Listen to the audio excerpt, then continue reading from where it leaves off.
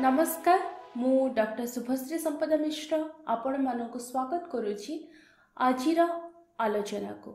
आजिर आलोच्य विषय वस्तु हेउछि वैदेहीश विलासर नवम छंदर प्रथम पाद। प्रथमे देखिबा वैदेहीश विलास काव्यटी कौन। वैदेहीश विलास काव्यटी कवि सम्राट उपेन्द्र भंजकर एक अद्वितीय कृति। कवि सम्राट उपेन्द्र भंज से तांकर अनन्य लेखागुड़िक कवि सम्राट भाव परिचित। से घुमुसर जन्मग्रहण करथिले। रीतिजुगर से होछन्ते जने प्रसिद्ध कवि।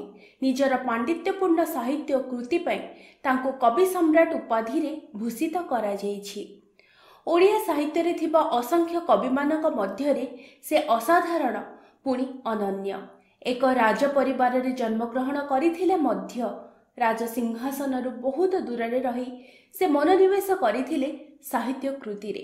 जदियो स्थूल सिंहासन रे से केबे ही आरोहण करि नथिले तथापि अनन्य साहित्य रचना करी कवि सम्राट भावरे से अभिषिक्त होइथिले प्रत्येकटी ओडियार हृदय सिंहासन रे। आज सेही कवि सम्राट उपेन्द्र भंजकर एक अनन्य कृति वैदेहीश विलास संपर्क रे आलोचना करिबा।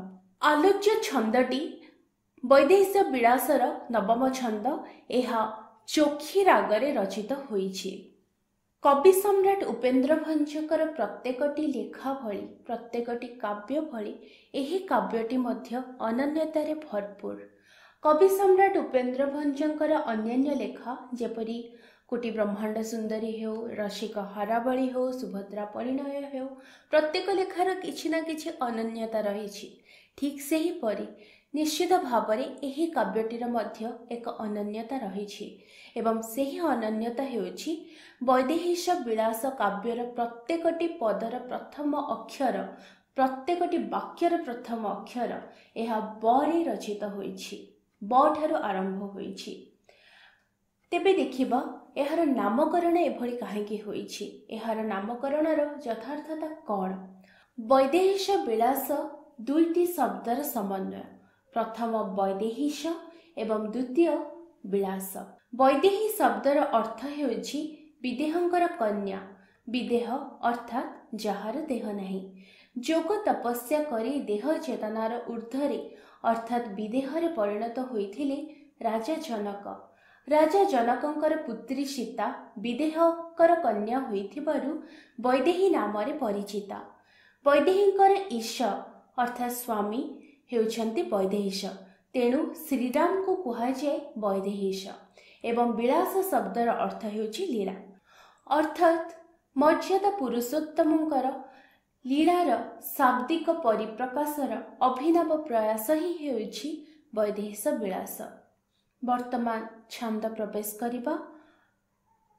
बीतल को आलिंगन करी जाह्नवी शोभन हरे सुर बरताप चारुधारा से। बीतल को आलिंगन करी जाह्नवी शोभन हरे सुर बरताप चारुधारा से। बहे मकर केतन उच्छन्न रति समान पूरित होइछि पुणी अशेष रसे। विद्य हैमपति पदरे विषकंठ तोषदानी बेनी मतरे। वर्तमान एही प्रथम पादर आलोचना करिबा। एहार प्रथमे विस्तृत अर्थ आलोचना करिबा। एहा परे तार कौन अर्थ एही पादरे रहिछि से संपर्क रे आलोचना करिबा। प्रथम शब्द बीतल। माटी तले पाताल को 7टी स्तर रे विभक्त करा जाइछि। सेगुड़िक हैला अतल, बीतल, सुतल, तलातल, महातल, रसातल और पाताल। पातालर द्वितीय स्तर हेउछि बीतल। एही वाक्य रे आसुथिबा द्वितीय शब्द हेउछि जाह्नवी। जाह्नवी अर्थात गंगा नदी। असीम स्रोतरे गंगा स्वर्गरु अवतरण करिबा समय रे एहार प्रबल कळकळ नादरे अतिष्ठ होई ऋषि जह्नु संपूर्ण रूपे गंगा नदी को पान करिथिले। परे देवतागण और भगीरथींकर अनुरोधरे से गंगा को पुणी अवथरे मुक्त कले। तेणु जह्नुंक ठारु पुणी अवथरे मुक्त होइथिबारु जह्नुंकर पुत्री अर्थरे तांकर अन्य नाम सेदिन ठारु हैला जाह्नवी। पाताळर द्वितीय स्तर को स्पर्श करी गंगा नदी प्रवाहित हेउछि। ଏହା ଗଙ୍ଗା ନଦୀର ଗଭୀରତାକୁ ସୂଚିତ କରୁଛି। ଗଙ୍ଗା ନଦୀ ଅତ୍ୟନ୍ତ ଗଭୀର ହେବା ସହ ଅନ୍ୟାନ୍ୟ ଶୋଭାଯୁକ୍ତ ମଧ୍ୟ ଅଟେ। ଏହା ହିଁ ବର୍ଣ୍ଣନା କରାଯାଇଛି ଏହି ପ୍ରଥମ ବାକ୍ୟରେ।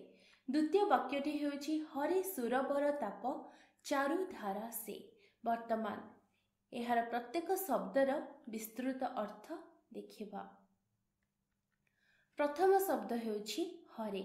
ହରେ ଶବ୍ଦର ଅର୍ଥ ହେଉଛି ହରଣ କରେ। ସୁରବର। ସୁରବର ଶବ୍ଦର ଅନେକ ଗୁଡ଼ିଏ ଅର୍ଥ ରହିଛି, ଯେମିତିକି ସୁର ଅର୍ଥାତ୍ ଦେବତା ଏବଂ ବର ଅର୍ଥାତ୍ ଶ୍ରେଷ୍ଠ। ଦେବତାମାନଙ୍କ ମଧ୍ୟରେ ଶ୍ରେଷ୍ଠ ଭାବରେ ସୂର୍ଯ୍ୟଙ୍କୁ ଗ୍ରହଣ କରାଯାଏ। ବର ଶବ୍ଦର ଅନ୍ୟ ଏକ ଅର୍ଥ ମଧ୍ୟ ରହିଛି, ତାହା ହେଉଛି ପ୍ରଧାନ। ଦେବତାମାନଙ୍କ ମଧ୍ୟରେ ପ୍ରଧାନ ହେଉଛନ୍ତି ଦେବରାଜ ଇନ୍ଦ୍ର, ତେଣୁ ସୁରବର ଭାବରେ ଇନ୍ଦ୍ରଙ୍କୁ ମଧ୍ୟ କୁହାଯାଏ। ଅନ୍ୟ ଅର୍ଥରେ କହିବାକୁ ଗଲେ ରୀତି ଯୁଗରେ ଦେବତାମାନଙ୍କ ମଧ୍ୟରେ ଶ୍ରେଷ୍ଠ ଭାବରେ ପ୍ରଧାନ ଭାବରେ କାମଦେବଙ୍କୁ ଗ୍ରହଣ କରାଯାଉଥିଲା, ତେଣୁ ସୁରବର କହିଲେ କାମଦେବଙ୍କୁ ମଧ୍ୟ ବୁଝାଯାଇପାରେ। ଏବେ ଏହା ପରେ ଆସୁଥିବା ଶବ୍ଦ, ଏହା ପରେ ଯେଉଁ ଶବ୍ଦଟି ଆସୁଛି ତାହା ହେଉଛି ତାପ। ତାପ ଶବ୍ଦର ଅନେକ ଅର୍ଥ ରହିଛି, ଯେମିତି ଉତ୍ତାପ। ଅନ୍ୟ ଅର୍ଥରେ କହିବାକୁ ଗଲେ ଯନ୍ତ୍ରଣା। ଯନ୍ତ୍ରଣାକୁ ମଧ୍ୟ ଆମେ ତାପ ବୋଲି କହିଥାଉ। ବର୍ତ୍ତମାନ ଯେଉଁ ପରବର୍ତ୍ତୀ ଶବ୍ଦଟି ଆସୁଛି ସେ ଶବ୍ଦଟି ହେଉଛି ଚାରୁଧାରା। ଇନ୍ଦ୍ରଙ୍କର ପତ୍ନୀ ଶଚୀ ଦେବୀଙ୍କୁ ଚାରୁଧାରା ବୋଲି କୁହାଯାଏ। ତାଙ୍କର ଅନ୍ୟ ଏକ ନାମ ହେଉଛି ଚାରୁଧାରା। ସେଭଳି ଭାବରେ ସୁମନୋହର ପ୍ରବାହ ବିଶିଷ୍ଟ ନଦୀକୁ ମଧ୍ୟ ଚାରୁଧାରା ବୋଲି କୁହାଯାଏ।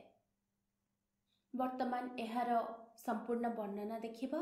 ସୁରବର ଇନ୍ଦ୍ରଙ୍କର ସୁରବର କାମଦେବଙ୍କର ତାପକୁ ଅର୍ଥାତ୍ କାମ ଯନ୍ତ୍ରଣାକୁ ଯେପରି ଚାରୁଧାରା ଅର୍ଥାତ୍ ଶଚୀ ଦେବୀ ପୂର୍ଣ୍ଣତାର ସହ ଦୂର କରନ୍ତି, ତୃପ୍ତି ପ୍ରଦାନ କରନ୍ତି, ଠିକ୍ ସେହିପରି ଭାବରେ ସୁରବର ସୂର୍ଯ୍ୟଙ୍କର ତାପ ଅର୍ଥାତ୍ ଉତ୍ତାପରୁ ଜଗତବାସୀଙ୍କୁ ରକ୍ଷା କରେ ଗଙ୍ଗା ନଦୀ। ଏହା ଗଙ୍ଗା ନଦୀର ଶୀତଳ ଜଳଧାରା ବିଷୟରେ ସୂଚିତ କରୁଛି। ପରବର୍ତ୍ତୀ ବାକ୍ୟ ବହେ ମକର କେତନ ଉଚ୍ଛନ୍ନ ରତି ସମାନ ପୂରିତ ହୋଇଛି ପୁଣି ଅଶେଷ ରସେ। ଏହାର ବର୍ତ୍ତମାନ ବିସ୍ତୃତ ଶବ୍ଦାର୍ଥ ଦେଖିବା। ବହେ ଶବ୍ଦର ଅର୍ଥ ଆମେ ଜାଣିଛେ ଅତି ସରଳ, ତାହା ହେଉଛି ପ୍ରବାହିତ ହୁଏ। କିନ୍ତୁ ବହେର ଅନ୍ୟ ଏକ ଅର୍ଥ ମଧ୍ୟ ଅଛି, ତାହା ହେଉଛି ବହନ କରେ। ଅନ୍ୟ ଏକ ଅର୍ଥ ମଧ୍ୟ ରହିଛି ଏହି ବହେ ଶବ୍ଦର, ଯାହାକି ସାଧାରଣତଃ କଥିତ ଭାଷାରେ ବ୍ୟବହାର ହୁଏ। ତାହା ବ୍ୟବହାର ହୁଏ ବହୁତ ଗୁଡ଼ିଏ ଅର୍ଥରେ, ଯେମିତି ସେ ତାକୁ ବହେ ପିଟିଲା, ବହେ ଗାଳି କଲା। ବହେ ଶବ୍ଦଟି ଏହିଭଳି ବହୁତ ଅର୍ଥରେ ମଧ୍ୟ ବ୍ୟବହାର କରାଯାଏ। ବର୍ତ୍ତମାନ ଯେଉଁ ଏକ ଶବ୍ଦ ଆସୁଛି ସେ ଶବ୍ଦଟି ହେଉଛି ମକର କେତନ। ମକର କେତନ ଭିତରେ ଦୁଇଟି ଶବ୍ଦ ଅଛି, ପ୍ରଥମେ ମକର ଏବଂ ଅନ୍ୟଟି ହେଉଛି କେତନ। ପୁରାଣର ବର୍ଣ୍ଣନା ଅନୁସାରେ ଏକ ପ୍ରକାରର ଜଳଜନ୍ତୁ ହେଉଛନ୍ତି ମକର। ଏହି ମକର ଜଳଜନ୍ତୁର ବର୍ଣ୍ଣନା କେବଳ ପୁରାଣରେ ହିଁ ରହିଛି। ବାସ୍ତବ ପକ୍ଷରେ ଏହି ମକର ଜଳଜନ୍ତୁ ଦେଖାଯାଏ ନାହିଁ।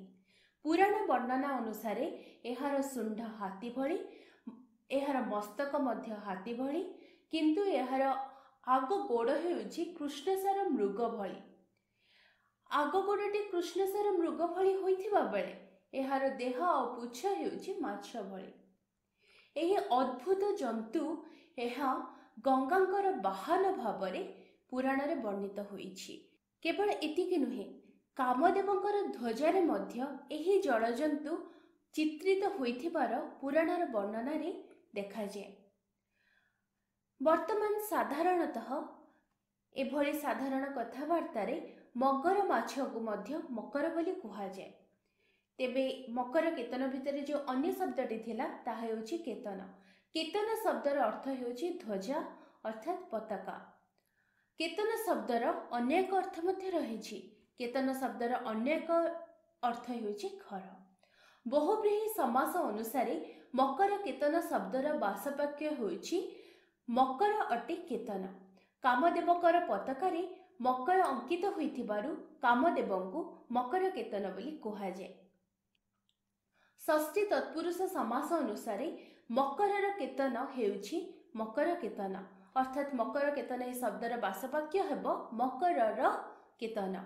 गंगा नदी रे अनेक मकर अर्थात मगर माछ बास करुथिबारु गंगा नदी मकरर केतन अर्थात मकरर घर भाव वर्णित। तेणु मकर केतन शब्दर अन्य एक अर्थ हेउछि गंगा नदी। तेणु आम जानिले मकर केतनर दुईटी अर्थ रही पारे। प्रथमे होछि कामदेव एवं द्वितीय अर्थ होछि निजे गंगा नदी, जेहेतु यह मकरर केतन अर्थात मकरर घर। एही वाक्य रे आसुथिबा तृतीय शब्दटी होछि उच्छन्न। उच्छन्न शब्द को आमे विभिन्न अर्थ रे व्यवहार करथाउ, जेपरि कि अति चंचल, व्याकुल, त्वरायुक्त, अतिशय वेगयुक्त। ए सब शब्दर अर्थ पई आमे उच्छन्न शब्द को व्यवहार करिथाउ। एहार परवर्ती शब्द जहा ए वाक्य रे आसुछि ताहा होछि रति। रति हेउछंती कामदेवंकर पत्नी। प्रणय, रमण, प्रेम, अनुराग, आसक्ति ए समस्त अर्थ रे मध्य रति शब्द को व्यवहार करा जाय। परवर्ती शब्द पूरित। पूरित शब्द रा अर्थ हेउछि भर्ती होइछि, व्याप्त होइछि। जो परवर्ती शब्दटी आसुछि ताहा होछि अशेष रसे अर्थात अशेष रसरे। जेउ रस केबे भी सरे नाही ताहा हेउछि अशेष रसे। गंगा नदी रे जल केबे मध्य सरू नथिबारु एहाकु अशेष रस बोली कुहाजे। सेही परि श्रृंगार रस को जेहेतु मनीष मध्य श्रृंगार रसर शेष केबे मध्य हुए नाही, तेणु श्रृंगार रस को मध्य अशेष रस बोली कुहाजे। ठीक सेही परि मनीषर भावना मध्यरु भयर भावना मध्य मनीष को छाड़िकी केबे मध्य जाएनी, तेणु भयानक रस को मध्य अशेष रस बोली कुहाजे। वर्तमान एहार सुविस्तृत वर्णना देखिबा। मकर केतन गंगा नदी मध्य अनेक मगर माछ बास करी बेगरे गति करुथिबारु गंगा नदी भयर कारण होउछि। तेणु गंगा नदी अशेष रस अर्थात भय सृष्टि करुछि। मकर केतन कामदेवंकर रतिक सह रमण और श्रृंगार रसरे परिपूर्ण भावरे पूर्ण हेला परी गंगा नदी मध्य अत्यंत भावरे जलरे परिपूर्ण होइछि एवं अत्यंत बेगरे गति करुछि। तेणु एही वाक्य रे गंगा नदी भितरे रहिथिबा विभिन्न जलजंतु वर्णना सह गंगा नदी सेही जलजंतु मानक हेतु किभଳି भयर कारण होइछि ता सहित गंगा नदी धारण करिथिबा जल समूह विषय रे एही वाक्यटी वर्णना करुछि। एहार परवर्ती वाक्य विद्य हैमवती पदरे विषकंठ तोषदानी बेनी मतरे। वर्तमान एहा मध्य आसुथिबा प्रत्येक शब्दर सविस्तृत शब्दार्थ देखिबा। विद्या शब्दर अर्थ होछि विदित। विख्यात अर्थ रे मध्य विद्या शब्द को व्यवहार करा जाय। हैमवती हिमालय रे सृष्टि होइथिबारु गंगा को हैमवती कुहा जाय। परवर्ती शब्द पद। पदर अर्थ होछि उपाधि बा पदवी। एहार परवर्ती शब्द जहा कि एही वाक्य रे आसुछि ताहा होछि विषकंठ।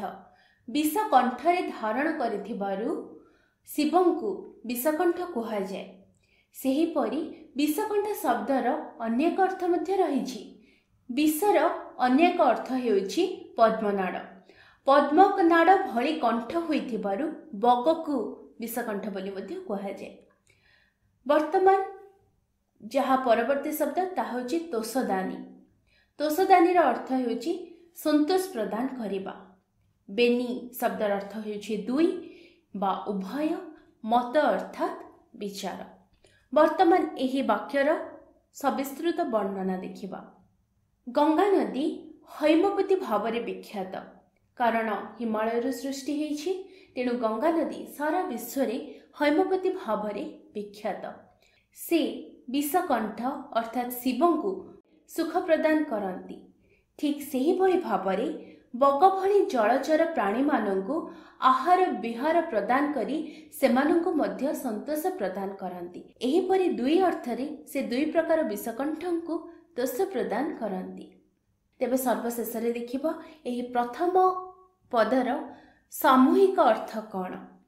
प्रथम पदर हाराहारी भावरे कौन कुहा जाइछि देखिले ताहा होछि गंगा नदीर गभीरता, प्रखरता, शीतलता भले अन्यान्य गुण और गंगा नदीर परिचय। तेबे आमर परवर्ती आलोचन रही एही नवम छंदर परवर्ती पद ताहा निश्चित भाव समस्त प्रिय और विख्यात विष्णुपद विष्णुपदी इकार भेद शब्द तरणीर गतागत तहि उचित। यार अपेक्षा आपण मानक निश्चित भाव में रही भावुची। तेबे वर्तमान विदाय दियंतु। रहिली। नमस्कार।